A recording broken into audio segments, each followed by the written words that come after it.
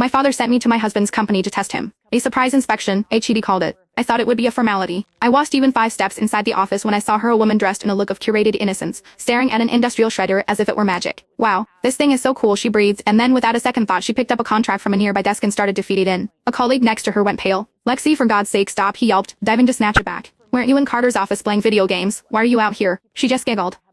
I got thirsty. As if on cue, her hand holding a full cup of water jerked. The entire contents splashed directly onto the main power switch on the wall. The office went dark, followed by a collective cry of despair from every cubicle. I grabbed the arm of a young intern. Who in the hell hired that woman? He immediately put a finger to his lips. Keep your voice down, he whispered, his eyes wide with fear. That's our boss's wife. Mr. Hayes' wife. I heard this whole division is technically hers. He gave me a weary look. Are you new? You get used to it. She usually just stays in his office and doesn't bother anyone. A sharp, pulsing pain started in my temples. If she was Carter's wife, then what was I? I pulled out my phone and dialed my father. Dad, I said, my voice cold and clear. Cancel the evaluation. Just tell Carter to bring the divorce papers to the office. The official story was a routine divisional review. A surprise audit, my father had called it, telling me not to feel any pressure, to just consider it a chance to get familiar with the assets. The real story, he was sending me to test my husband. I figured it would be a simple in minus and minus out. A formality. My badging with the credentials the front desk provided, the frosted glass doors to the main office floor hissing open before me. The first thing I saw was a woman. She was dressed in a white sundress that screamed calculated innocence, crouched in front of a heavy minus-duty office shredder, her expression one of childlike wonder. Wow, this machine is so cool, she murmured, her voice a breathy whisper. Does it just eat anything? Before anyone could answer, she reached over to a nearby desk and picked up a thick, bound document. From my angle, I could clearly see the cover sheet stamped in bold red letters, ACQUISITIONAGREMENT.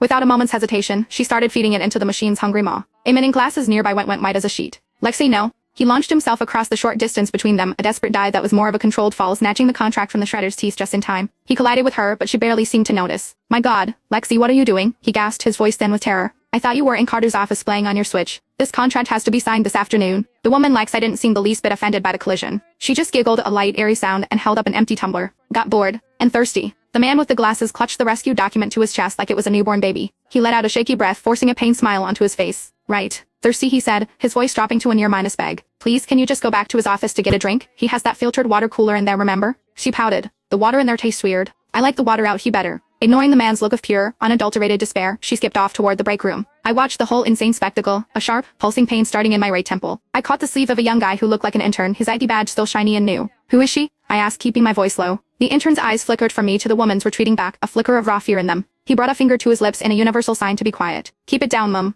He leaned in, his voice barely a whisper. That's Lexi. Yes, mister. Hayes' wife. Carter's wife. The floor seemed to tilt beneath my feet. In that single moment, all of Carter's recent strangeness, the late nights he claimed were spent at the office, the way he was down on the nightstand, the vague distant look in his eyes, it all clicked into place with a sickening finality.